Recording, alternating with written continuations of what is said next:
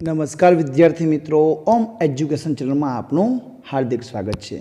आज आप 23 डिसेम्बर रोज लेवानार एकम कसोटी अंतर्गत धोरण 8 में गुजराती पेपर है ए पेपरना अभ्यास माटेनी प्रश्न बेंकनु सोल्यूशन करवानो है। विद्यार्थी मित्रों, जो तमे अमरा चैनल पर नवा हो तो चैनल ने सब्सक्राइब कर लेजो, जेथी करीने नवा नवा विडियो मळता रहे ने ओरिजिनल प्रश्न बेंकना विडियो पण तमने मळता रहे।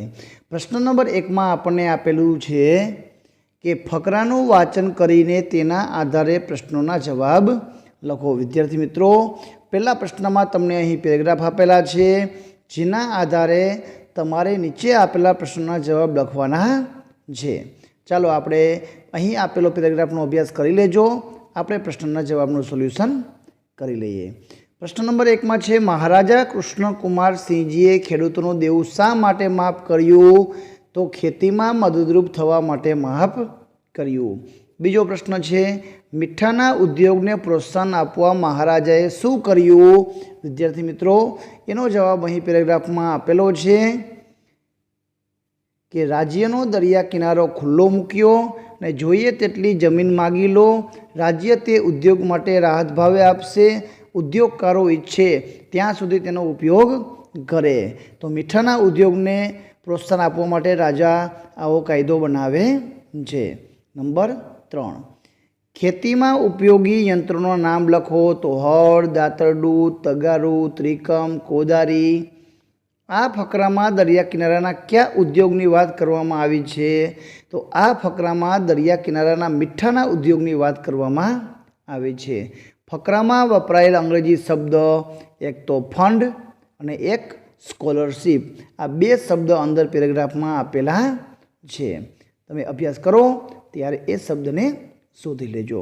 आगळनो बीजो विभाग आपेलो है, बीजा पेरेग्राफ में आपेला है। यहाँ पर राजा विशेनो एक पेरेग्राफ आपेलो है, ए पेरेग्राफनो अभ्यास करवानो है ने आपणे जवाब लखवाना है। चलो आपणे जोई लईए। पहलो प्रश्न है, राजा रूपसिंह माटे आ फकरा में वपरायेल विशेषण शोधो। तो राजा रूपसिंह माटे लोकप्रिय ने प्रजावत्सल आ विशेषणों वपराया छे।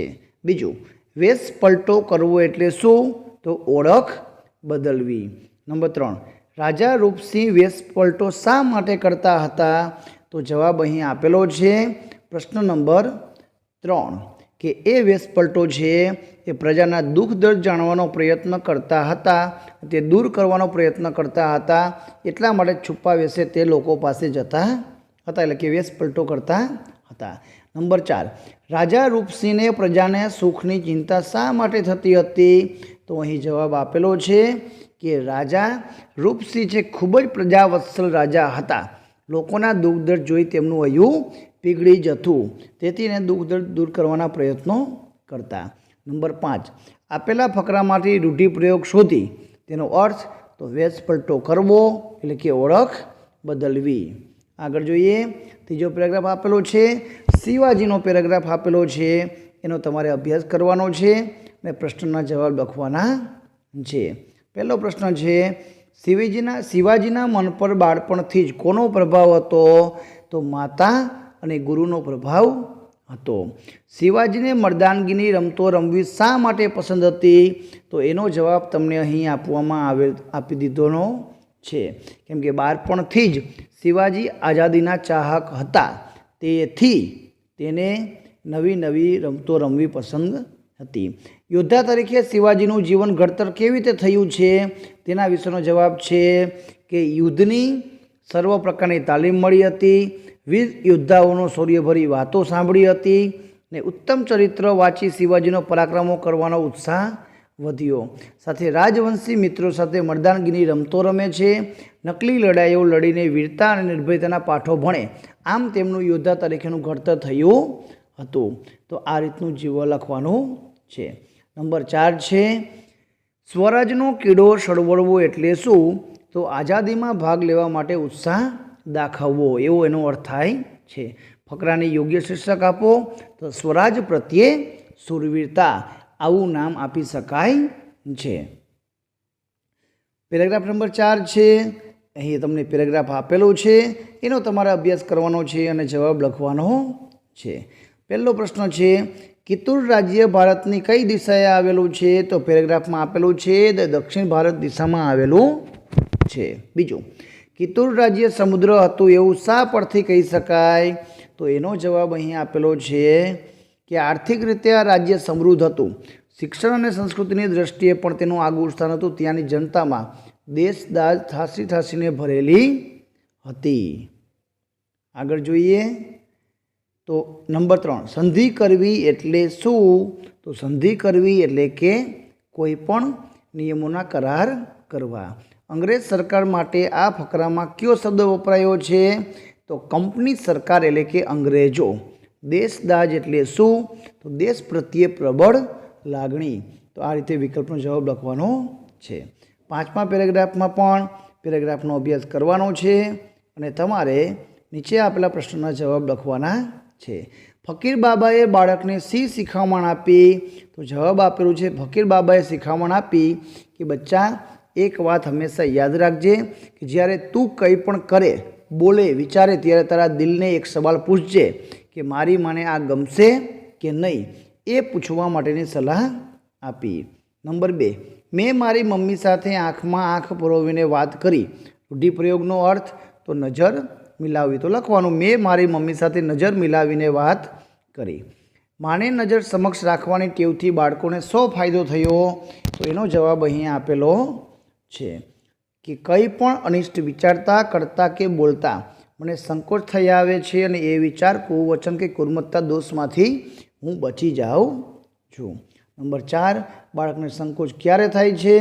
તો જ્યારે કોઈ પણ ખોટું કાર્ય કરતો હોય ત્યારે એ લખી શકાય. શિખામણ શબ્દનો ઉપયોગ કરીને વાક્ય બનાવો. તો માએ તેમના દીકરાને શિખામણ આપી કે હંમેશા સત્ય બોલવું જોઈએ.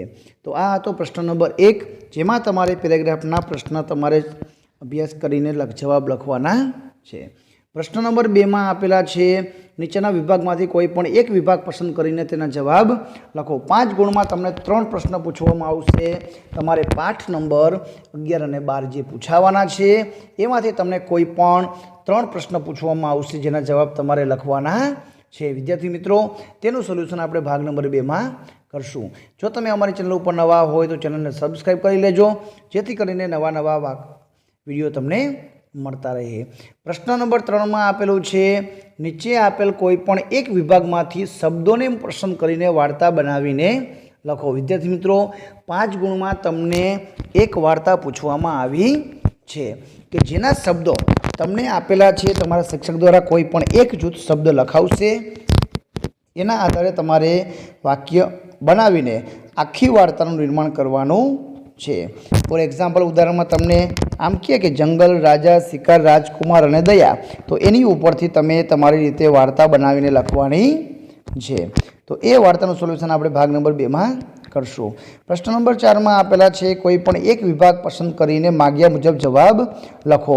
આ વિભાગ છે એ વ્યાકરણનો વિભાગ આપેલો છે. એક વિભાગનો અભ્યાસ કરી લઈએ. શબ્દ સમૂહ માટે એક શબ્દ આપો. ફરીથી જન્મ લેવો તે, તો પુનઃજન્મ. અલગ પડતો શબ્દ શોધો. પિતા, જનક, તાત અને પિતૃત્વ. તો પિતૃત્વ અલગ પડે છે. ત્રણેય પિતાના સમાનાર્થી શબ્દ છે. સમાસ ઓળખી તેનો પ્રકાર લખો. તો અહીં તહીં જે દ્વંદ્વ સમાસમાં આવે છે. સાચી જોડણી ઓળખો. તો હરીફાઈ, રી રસવાઈ આવશે.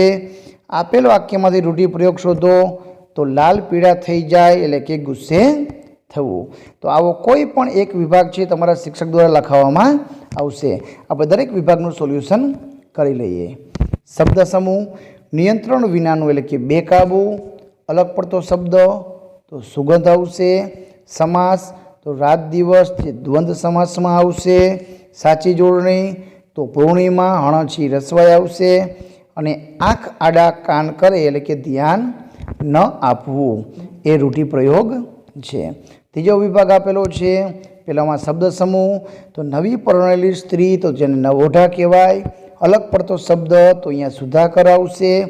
સમાસ તો ભાઈ બહેન જે દ્વંદ્વ સમાસ છે. સાચી જોડણી તો કુતૂહલ, કુ રસ્વવાળું અને ત છે દીર્ઘવાળું આવશે.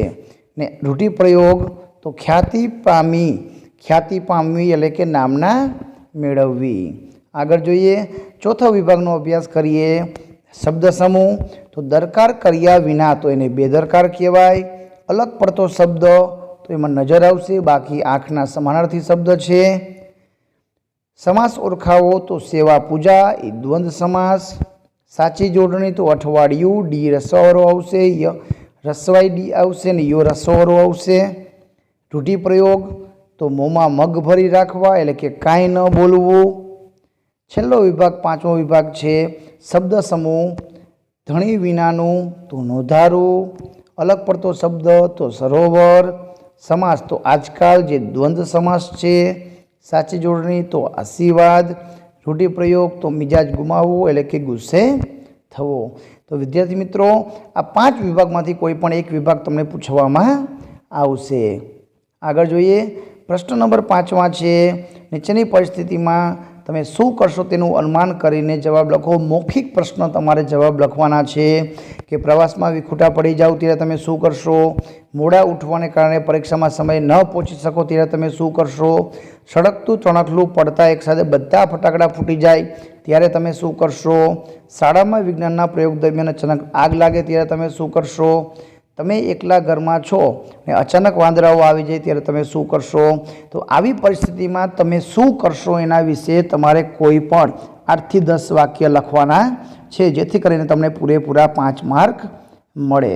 તો આમાંથી કોઈ પણ એક પરિસ્થિતિ તમને લખાવી શકે. વિદ્યાર્થી મિત્રો, આ હતું ધોરણ 8 ગુજરાતીની એક મોડલ પ્રશ્ન બેંકનું સોલ્યુશન.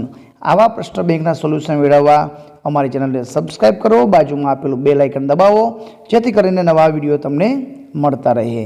આભાર, ધન્યવાદ.